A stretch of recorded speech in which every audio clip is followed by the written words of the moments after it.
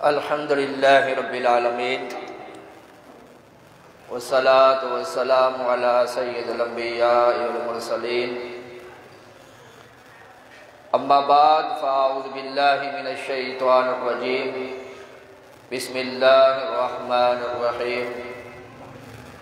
کل نفس ذائقۃ الموت ثم الینا ترجعون آمنت باللہ صدق اللہ العظیم وبلغنا رسولہ النبی الکریم ونحن علی ذلک لمن الشاہدین والشاکرین والحمد للہ رب العالمین قال اللہ تبارک و تعالی فی شان حبیبہ صلی اللہ تعالی علیہ وآلہ وسلم مخبرا وآمرا ان اللہ وملائکتہ یصلون علی النبی یا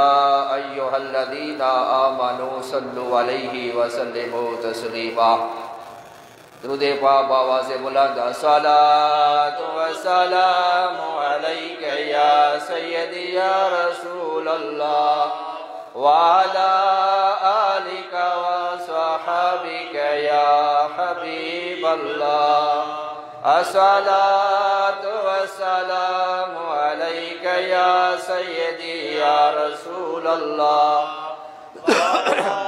آلک وصحابک یا حبیب اللہ جگہ جی لگانے کی دنیا نہیں ہے یہ عبرت کی جا ہے تماشا نہیں ہے جہاں میں ہے عبرت کے ہر سو نمونے مگر تجھ کو اندھا کیا رنگ بو نے کبھی غور سے بھی یہ دیکھا ہے تو نے جو معمور تھے وہ محل اب ہے سونے جگہ جی لگانے کی دنیا نہیں ہے یہ عبرت کی جا ہے تماشا نہیں ہے ملے خاک میں اہل شاہ کیسے کیسے مکی ہو گئے لامکاں کیسے کیسے ہوئے نامور بے نشاں کیسے کیسے زمین کھا گئی نوجواں کیسے کیسے جگہ جی لگانے کی دنیا نہیں ہے یہ عبرت کی جا ہے تماشا نہیں ہے تجھے پہلے بچپن نے برسوں کھلایا جوانی نے پھر تجھ کو مجنوں بنایا بڑھاپے نے پھر آ کے کیا کیا ستایا اجل تیرا کر دے گی بالکل صفایا جگہ جی لگانے کی دنیا نہیں ہے یہ عبرت کی جا ہے تماشا نہیں ہے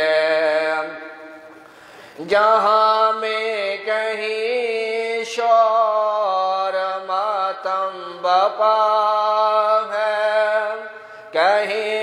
فقر و فاقہ سیاہ و بکا ہے، کہیں شکوائے جور و مکر و دغا ہے، غرض ہر طرف سے یہی بس صدا ہے، جگہ جی لگانے کی دنیا نہیں ہے، یہ عبرت کی جا ہے، تماشا نہیں ہے، یہی تجھ کو دھن ہے رہو سب سے بالا، ہو زینت نرالی ہو فیشن نرالا، جیا کرتا ہے کیا یوں ہی مرنے والا، تجھے حسن ظاہر نے دھوکے میں ڈالا، جگہ جی لگانے کی دنیا نہیں ہے، یہ عبرت کی جا ہے، تماشا نہیں ہے، کھیل کتنوں کے بگاڑے موت نے، کیسے کیسے گھر اجاڑے موت نے، سر و قد قبروں میں گاڑے موت نے، پہلواں کیا کیا پچھاڑے موت نے، ایک دن مرنا ہے آخر موت ہے، کر لے جو کرنا ہے آخر موت ہے، آنے والی کس سے ٹالی جائے گی، جان ٹھہری جانے والی جائے گی، روح رگ رگ سے نکالی جائے گی، تجھ پہ ایک دن خاک ڈالی جائے گی،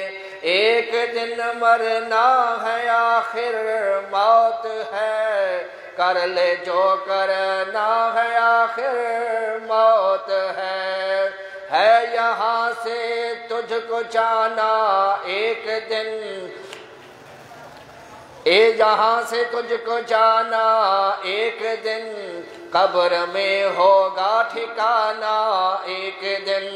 منہ خدا کو ہے دکھانا ایک دن، اب نہ غفلت میں گوانا ایک دن مرنا ہے آخر موت ہے، کر لے جو کرنا ہے آخر موت ہے، جگہ جی لگانے کی دنیا نہیں ہے، یہ عبرت کی جا ہے، تماشا نہیں ہے۔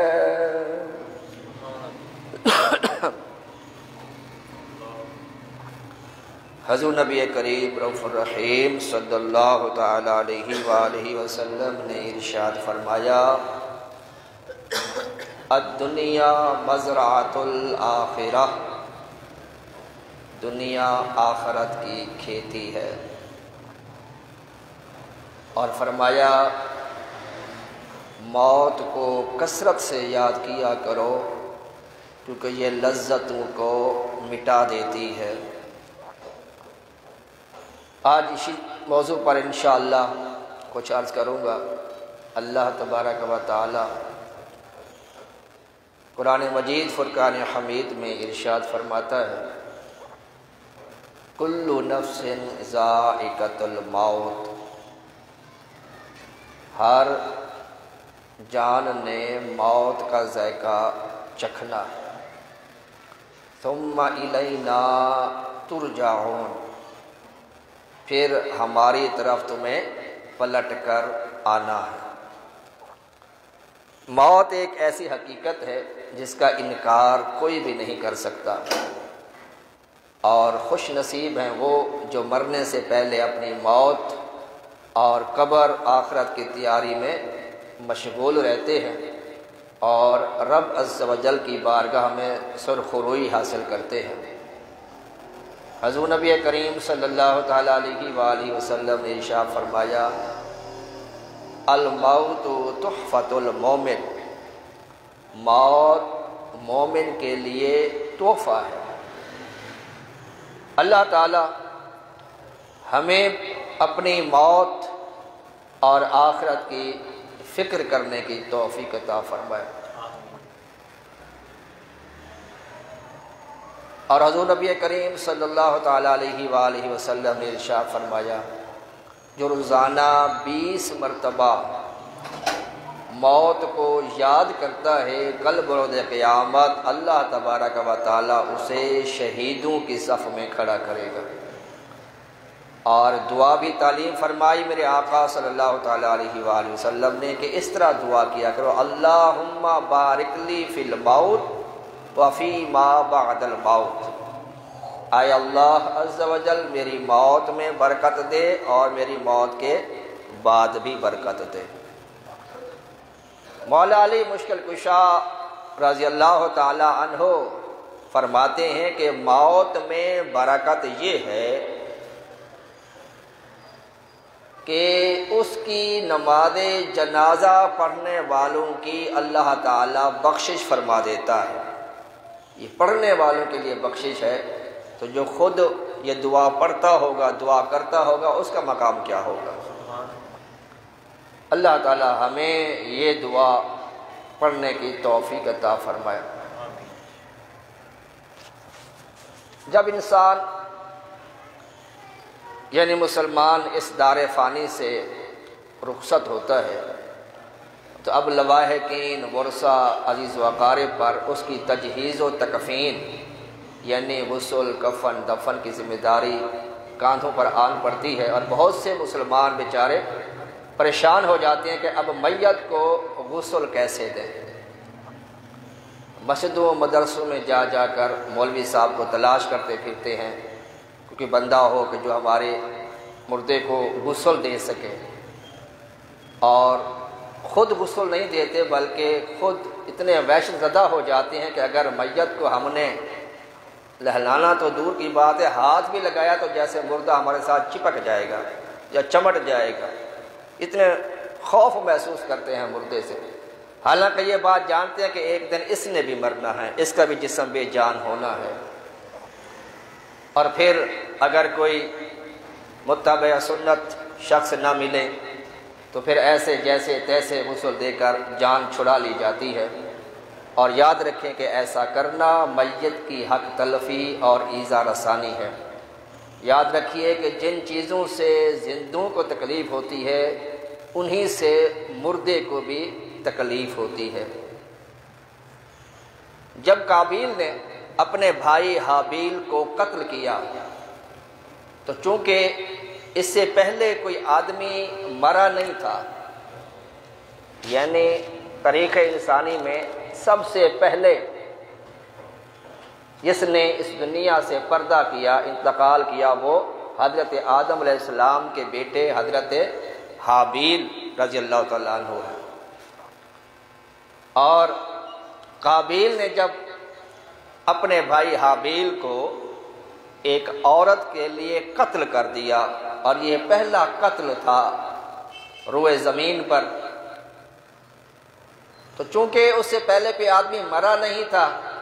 اس لیے دفنانے کا بھی کوئی کنسیپٹ نہیں تھا۔ اب قابیل اپنے بھائی کی لاش کو کاندھوں پر اٹھا کر پھرتا رہا، کبھی ادھر کبھی ادھر، کہ اب اس لاش کا کیا کرو۔ اللہ تعالی نے پھر دو کوے بھیجے، فَبَعَثَ اللَّهُ غُرَابًا يَبْحَثُ فِي الْأَرْضِ لِيُرِيَهُ كَيْفَ يُوَارِي سَوْءَةَ أَخِيهِ قَالَ يَا وَيْلَتَا أَعَجَزْتُ أَنْ أَكُونَ مِثْلَ هَذَا الْغُرَابِ۔ اللہ تعالیٰ نے دو کووں کو بھیجا۔ قرآن پاک کی آیت سورۃ مائدہ کی آیت نمبر 31 ہے، اللہ تعالیٰ نے 2 کبے بھیجے اور وہ فضا میں آپس میں لڑنے لگے، ایک کبے نے دوسرے کو مار دیا، اب اس کی لاش نیچے گری، اب کوا جو تھا وہ نیچے زمین پر اترا اور اس نے اپنی چونچ سے گڑھا کھودنا شروع کر دیا، زمین کریدنا شروع کر دی، اور یہ سارا منظر قابیل دیکھ رہا تھا۔ آسمان پہ لڑتے ہوئے بھی دیکھا ان کبوں کو، پھر جب ایک مارا گیا زمین پہ گرا، دوسرا نیچے اترا اور زمین کرید کو پھر اس نے اس کو اس کے اندر دفن کر دیا، اوپر مٹی ڈال دی۔ جب قابیل نے یہ معاملہ دیکھا تو اس نے کہا یا ویلتا، ہے افسوس ہے افسوس، اعجزت ان اکون مثل ھذا الغراب، ارے میں اس کبے جیسا بھی نہ ہو سکا۔ جس نے اپنے بھائی کو قتل کیا اس نے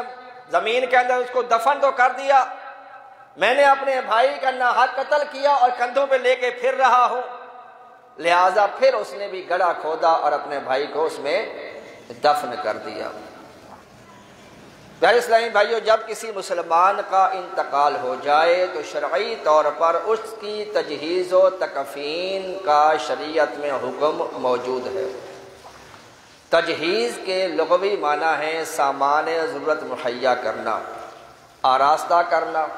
اور تکفین کا مطلب ہے کفن دینا۔ تو مطلب یہ ہوا کہ تجہیز و تکفین سے مراد یہ ہے کہ میت کو غسل دینا، کفن پہنانا، نماز جنازہ پڑھنا اور قبر میں دفنانا، یہ سب امور مسلمان کی تجہیز و تکفین میں شمار کیے جاتی ہیں، اور یہ فرض کفایہ ہے۔ فرض کفایہ وہ ہوتا ہے کہ جس کا کرنا ہر مسلمان پر ضروری نہیں، بلکہ اگر کسی ایک نے بھی کر دیا تو سب کی طرف سے ادا ہو جائے گا۔ جیسے نماز جنازہ، یہ فرض کفایہ ہے، اگر ایک بندہ بھی نماز جنازہ ادا کر لے تو سارے بری و ذمہ ہو جائیں گے، اور اگر میت کے اعلان کے باوجود بھی کسی نے اس کی نماز جنازہ نہ پڑھی تو سارے کے سارے گناہگار ہوں گے۔ مولا علی مشکل کشا رضی اللہ تعالیٰ عنہ روایت کرتے ہیں کہ حضور نبی کریم صلی اللہ تعالیٰ علیہ وآلہ وسلم نے ارشاد فرمایا، جو کسی میت کو نہلائے، کفن پہنائے، خوشبو لگائے، جنازہ اٹھائے، نماز جنازہ پڑھے، اور جو ناقص بات اسے نظر آئے اسے چھپائے، وہ شخص گناہوں سے ایسا پاک صاف ہو گیا جیسے ابھی ابھی ماں کے پیٹ سے پیدا ہوا۔ اللہ تبارک و تعالیٰ نے حضرت سیدنا موسیٰ علیہ نبینا علیہ السلام کی طرف وحی کی، بھلائی کی باتیں خود بھی سیکھو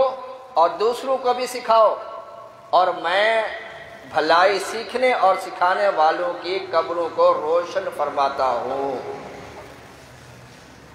آج انشاءاللہ غسل کفن دفن کے متعلق کچھ عرض کروں گا۔ موت برحق ہے۔ حضور نبی کریم صلی اللہ تعالیٰ علیہ وآلہ وسلم نے ارشاد فرمایا، عقل مند مومن وہ ہے جو موت کو کثرت سے یاد کرے اور اس کے بعد کے لیے اچھی طرح تیاری کرے۔ نزا کی سختیوں کے بارے میں علامہ جلال الدین السیوطی رحمۃ اللہ تعالی علیہ فرماتے ہیں کہ موت دنیا اور آخرت کی ہولناکیوں میں سب سے زیادہ ہولناک ہے۔ یہ آروں سے چیرنے، کینچیوں سے کاٹنے اور ہانڈیوں میں ابالنے سے بھی سخت تکلیف ہے۔ سکرات موت جسے کہتے ہیں، نزا کی جو کیفیت ہوتی ہے وہ اتنی شدید ہوتی ہے، کسی بندے کو ہانڈی میں ابالا جائے یہ تکلیف کم ہے، لیکن سکرات موت کی تکلیف اس سے بھی زیادہ ہے۔ اور سیدنا کعب احبار رضی اللہ تعالیٰ عنہ، ان سے سیدنا فاروق اعظم رضی اللہ تعالیٰ عنہ نے پوچھا کہ موت کی تکلیف کا اندازہ بتائیے، کہ موت جب نکل آ رہی ہوتی ہے، جان نکل رہی ہوتی ہے، روح قبض ہو رہی ہوتی ہے، اس وقت کتنی شدت کا تکلیف ہوتی ہے۔ تو حضرت کعب احبار رضی اللہ تعالیٰ عنہ نے فرمایا، امیر المومنین رضی اللہ تعالیٰ عنہ، آپ اس سے اندازہ لگائیں کہ ایک کانٹے دار ٹہنی جسم کے ہر رگ و ریشے میں پیوست کر دی جائے، ایک ٹہنی لی جائے اور جسم میں اس کو پیوست کر دے جس میں سارے کانٹے جسم کے اندر چبھ جائیں، اور پھر اس ٹہنی کو کھینچا جائے، اس سے بھی سخت تکلیف ہوتی ہے جب بندے کے روح جو قبض کی جا رہی ہوتی ہے، سکرات موت کی اتنی شدت ہوتی ہے نزع کے عالم میں۔ اسی لیے ہم یہ دعا کرتے ہیں کہ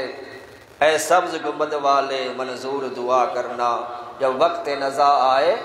دیدار عطا کرنا۔ کیوں؟ اس لیے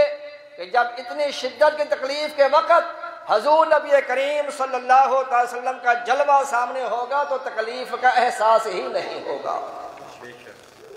حضرت یوسف علیہ السلام کو عورتوں نے دیکھا، قرآن پاک بیان کرتا ہے، حسن یوسف کو دیکھا تو عورتوں نے قطعنا ایدیہن، انہوں نے اپنے ہاتھ کاٹ لیے۔ حسن یوسف میں ایسے مست ہوئے ان کے ہاتھ کٹ گئے، اس کی تکلیف کا ان عورتوں کو احساس بھی نہ ہوا۔ تو جس کے سامنے رسول اللہ کا حسن ہو تو اس کو تکلیف کا کیسے محسوس ہوگا؟ یا الہی بھول جاؤ نزع کی تکلیف کو، شادی دیدار حسن مصطفیٰ کا ساتھ ہو۔ یا الہی گور تیرا کی جب آئے سخت رات، ان کے پیارے منہ کی صبح جا فضا کا ساتھ ہو۔ یا الہی گرمی محشر سے جب بھر کے بدن دامن محبوب کی ٹھنڈی ہوا کا ساتھ ہو۔ یا الہی ہر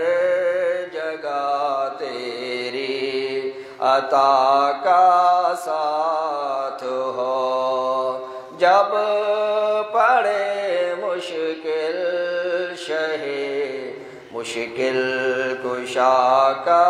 ساتھ ہو۔ یا الہی جو دعائے نیک میں تجھ سے کروں، قدسیوں کے لب سے آمین ربنا کا ساتھ ہو۔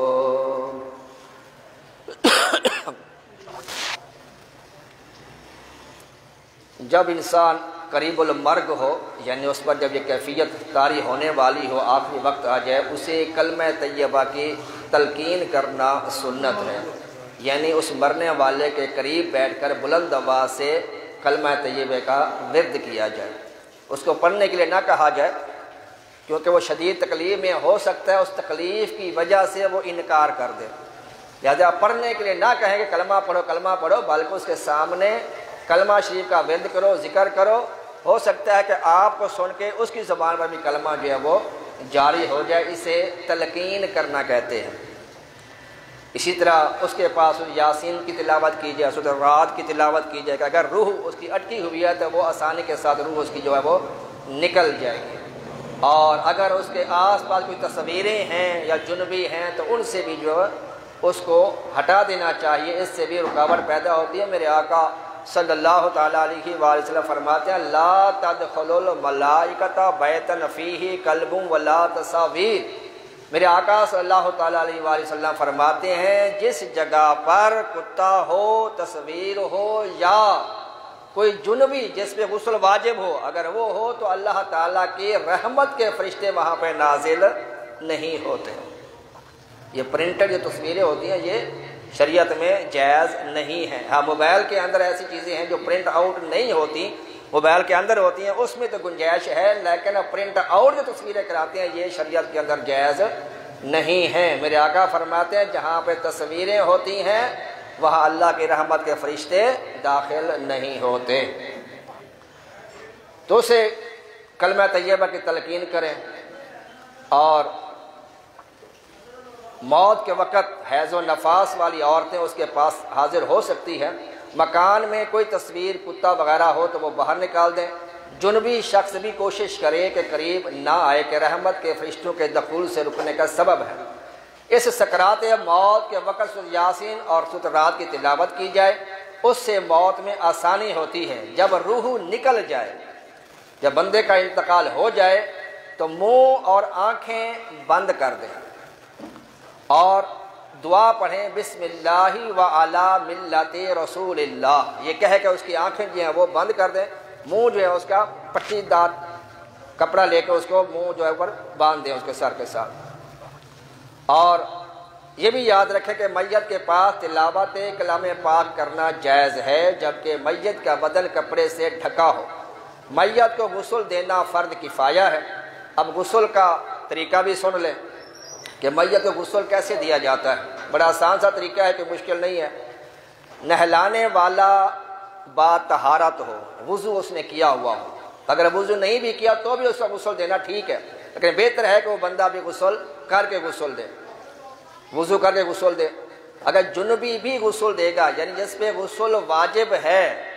جس کو جنبی کہتے ہیں ناپاک شخص، وہ بھی اگر غسل دے گا تو بھی غسل ہو جائے گا، لیکن یہ غسل دینا اس کا مکروہ ہے۔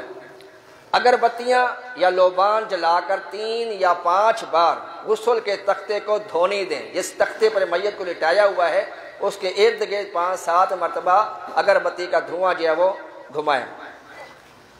اور پھر میت کو تختے پر لٹائیں، گھٹنوں سمیت ناف تک موٹے کپڑے سے ڈھانپ دیں، یعنی بریک کپڑا جیسے بعض جگہوں پہ ہوتا ہے کہ وہ سفید کپڑا بریک اوپر ڈالتے ہیں، تو اس سے اور بے پردگی ہو جاتی ہے، جب پانی ڈالیں گے تو اور نمایاں ہو جائے گا، لہذا موٹا کپڑا ہو جیسے اس کی بے پردگی نہ ہو، یعنی ناف سے لے کر اسے گھٹنوں تک، یہ ستر عورت کہلاتا ہے، یہ فرض ہے۔ اور اس کے بعد میت کے کپڑے آہستگی سے نرمی سے اتاریں، ہاں مجبوری میں کپڑے کینچی سے کاٹے بھی جا سکتے ہیں۔ اب نہلانے والا اپنے ہاتھ پہ کپڑا لپیٹ کر اسے استنجا کرائے، پھر منہ کو دھوئے، پھر کوہنیوں سمیت دونوں ہاتھ بازو دھوئے، پھر سر کا مسح کرے، پھر 3 بار دونوں پاؤں دھوئے۔ میت کے وضو میں پہلے گٹوں تک ہاتھ دھونا، یعنی یہ جو ہم پہلے 3 دفعہ ہاتھ دھوتے ہیں یہ میت کے لیے ضروری نہیں ہے، اور کلی کرنا یہ بھی ضروری نہیں ہے، ناک میں پانی چڑھانا یہ بھی میت کے لیے ضروری نہیں ہے، ہاں روئی وغیرہ گلی کر کے اس کے ناخنوں کے اندر جو وہ گھما لینی چاہیے، اس طرح روئی گلی کر کے اس دانتوں پر بھی جو ہے وہ گھما لینی چاہیے۔ پھر سر داڑھی کے بال ہوں تو دھوئے، صابن شیمپو بھی استعمال کر سکتے ہیں۔ اب بائیں کروٹ پر لٹا کر سر سے پاؤں تک پانی بہائیں، پھر سیدھی کروٹ لٹا کر اس طرح پانی بہائے، پھر ٹیک لگا کر اس کو بٹھائیں، اس کو ٹیک لگائیں بٹھائیں اس کو، اور نرمی کے ساتھ اس کو پیٹ کو ہلکا سا دبائیں۔ یہ سارا پانی بہانے کے بعد پھر اس کو ٹیک لگا کے اس کو بٹھائیں اور اس کو پیٹ پہ ہلکا سا دبائیں، اگر کچھ نکلے تو اس کو دھو لیں، دوبارہ غسل کرنے کی حاجت نہیں ہے۔ پھر پورے بدن پر پانی بہائیں، پھر کسی پاک کپڑے سے بدن آہستہ سے پونچھ دیں، خشک کر لیں، یعنی کفن کو گیلا نہیں ہونا چاہیے، تر نہیں ہونا چاہیے، یعنی اس کو اب میت کو جو ہے غسل دینے کے بعد اس کو آرام سے تولیے کے ساتھ کپڑے سے اس کو صاف کر لیں، خشک کر لیں اس کا جسم، اور پھر اس کو جو ہے وہ، اور یہ بھی یاد رکھیں کہ غسل میت کے بعد غسل دینے والے کو غسل کرنا ضروری نہیں، جیسے بعض لوگ کہتے ہیں اب اس نے میت کو غسل دیا لہٰذا اب اس پہ بھی غسل واجب ہو گیا، تو یہ بات نہیں ہے، اگر وہ غسل نہیں بھی کرتا تو اس میں کوئی حرج نہیں ہے، غسل دیا ہے، کسی ناپاک چیز کو تو نہیں چھوا اس نے، لہٰذا اس کو دوبارہ غسل کرنا ضروری نہیں ہے، البتہ مستحب ہے، اگر کر لے تو اس کو ثواب ملے گا۔ غسل دینے والا بہتر ہے کہ قریبی رشتہ دار ہو، اگر باپ فوت ہوا ہے تو بیٹا ہے تو بیٹا غسل دے، اگر بیٹا فوت ہوا ہے باپ موجود ہے تو باپ کو چاہیے کہ وہ غسل دے، جتنا قریبی رشتہ دار ہوگا اتنی نرمی اور آہستگی کے ساتھ وہ غسل دے گا۔ اور میرے آقا صلی اللہ تعالیٰ علیہ وسلم فرماتے ہیں کہ جس طرح جن چیزوں سے زندوں کو تکلیف ہوتی ہے ایسے ہی میت کو بھی تکلیف ہوتی ہے، بلکہ فرمایا کہ جب کسی میت پہ کوئی تنکا گرتا ہے تو وہ ایسے محسوس کرتا ہے جیسے کسی نے پہاڑ گرا دیا ہو اس کے اوپر۔ اس لیے حکم ہے کہ جنازہ آہستہ آہستہ لے کے جاؤ، بھاگ کے دوڑ کر جمپ دے کے اس کو نہ لے کے جاؤ، اس سے میت کو جو وہ تکلیف ہوتی ہے۔ اگر میت کے جسم کی کھال جلد خود بخود جھڑ رہی ہو تو اس جگہ پانی نہ ڈالیں۔ بعض کھالیں ایسی بن جاتی ہیں کافی عرصہ پانی میں پڑی رہی، اتنی خراب ہوگی کہ پانی ڈالیں اس کو چمڑا جب ادھرنے پہ آ جاتا ہے تو اس پہ آپ پانی نہ ڈالیں۔ اگر ہاتھ لگانے سے کھال ادھڑے تو صرف پانی بہا دیں، ہاتھ نہ لگائیں۔ میت کے ناخن کاٹنا یا بال کاٹنا یا موڑنا یہ جائز نہیں ہے۔ بعض لوگ ہوتے ہیں کہ میت کے ناخن بڑے ہیں تو اس کو کاٹ لیتے ہیں، تو ایسا بھی اس کے ناخن نہیں کاٹنے چاہیے۔ کسی نے کاٹ لیے ہیں تو وہ بھی اسے کفن کے اندر ناخن جو وہ رکھ لیجیے۔ بعض لوگ تو ایسے تو میت کا خط بنانے لگ جاتے ہیں، تو یہ بھی جائز نہیں ہے۔ خط بنانا میت کا یا اس کے ناخن کاٹنا یہ بھی جائز، بال وغیرہ کاٹنا یہ بھی جائز نہیں ہے۔ اگر کر لیا ہے تو ان کو اس کے کفن کے اندر رکھ دیں۔ بچہ اگر مردہ پیدا ہوا تو غسل اور کفن نہیں۔ اگر اس نے دنیا میں ایک سانس بھی لے لیا تو اب اس کو غسل بھی دیں گے، کفن بھی دیں گے اور جنازہ بھی پڑھیں گے۔ اگر بچہ مردہ ہی پیدا ہوا ہے، ماں کے پیٹ میں ہی بچہ مر گیا، تو اب اس کو یہ ہے کہ اس کے پیدائش کے بعد کپڑے میں لپیٹے میں گڑھا کھود کے اس کو قبرستان میں ایسے ہی دفن کر دیں گے۔ ہاں اگر وہ پیدا ہوا اس نے ایک بھی سانس لے لیا دنیا میں، ماں کے پیٹ سے باہر آنے کے بعد اس نے ایک سانس لیا، اس کے بعد وہ مر گیا، تو اب اس کو غسل بھی دیں گے، کفن بھی دیں گے اور جنازہ بھی پڑھیں گے اور اس کو باقاعدہ دفن بھی کریں گے۔ غسل میت میں اگر خون جاری ہو جائے، کفن آلودہ ہو جائے تو اس سے بھی غسل دوبارہ دینے کی ضرورت نہیں ہے۔ بعض ہوتے ہیں جیسے مرڈر کیس ہوتے ہیں، قتل کے معاملے ہوتے ہیں، جب کوئی زخم ایسا ہوتا ہے کہ غسل دینے کے بعد بھی وہ زخم سے پیپ یا خون بہہ رہا ہے، جب ایک دفعہ آپ نے غسل دے دیا دوبارہ اگر خون نکل رہا ہے تو وہاں پر کپڑا وڑا رکھ لیں، خون بہتا بھی ہے تو اس سے کوئی حرج نہیں ہے، دوبارہ غسل کی ضرورت نہیں ہے۔ عورت اپنے شوہر کو غسل دے سکتی ہے اس وجہ سے کہ ابھی وہ اس کے ایک طرح سے نکاح میں ہے، اس کی عدت کیا ہے 4 مہینے اور 10 دن، اور اگر حاملہ ہے تو اس کی عدت کیا ہے وضع حمل، یعنی جب بچہ پیدا ہو چاہے وہ گھنٹے کے بعد ہو یا 9 مہینے کے بعد پیدا ہو، اس عورت کی عدت تب پوری ہوگی جب بچہ پیدا ہوگا۔ اسی طرح لیکن شوہر اپنی بیوی کو غسل نہیں دے سکتا، یہ بھی یاد رکھیں۔ یہ مولا علی رضی اللہ تعالی عنہ کی سنا ہے کہ ان کی خصوصیات میں سے ہے، میرے آقا صلی اللہ علیہ وسلم نے حکم دیا تھا کہ علی تم اپنی زوجہ کو غسل دینا۔ سیدہ فاطمہ رضی اللہ تعالی عنہ کو مولا علی نے خود غسل دیا، یہ آپ کے حضور پاک کے عطا کردہ اختیارات میں سے اختیار تھا۔ باقی عام جو ہے وہ مرد اپنی بیوی کو غسل نہیں دے سکتا کیونکہ وہ اس کے نکاح سے نکل چکی ہوتی ہے۔ اگر میت کے ناخنوں پر نیل پالش لگی ہو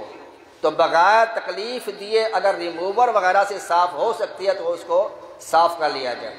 ہماری اسلامی بہنیں ہوتی ہیں وہ نیل پالش لگاتی ہیں جس کی تہ جو ہوتی ہے وہ ناخنوں پہ جم جاتی ہے اور اس کے نیچے پانی نہیں پہنچتا،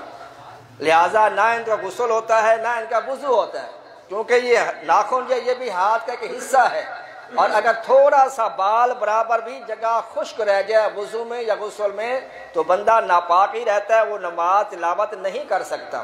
لہٰذا اگر کوئی نیل پالش لگاتا ہے تو اس سے بچنا چاہیے۔ اور کسی عورت کے انتقال ہو گیا، نیل پالش لگی ہے، اگر ان کے ریموور جیسے ہوتے ہیں صاف کرنے کے لیے اس سے ہو سکتا ہے تو اس کو صاف کر دیا جائے، اور اگر کھرچنے بیٹھیں گے تو ہو سکتا ہے اس کو تکلیف ہو، لہٰذا ایسے نہ کریں، پھر اس کو ویسے ہی دفن کر دیا جائے۔ شوہر اپنی بیوی کے جنازے کو کندھا بھی دے سکتا ہے، قبر میں بھی اتار سکتا ہے،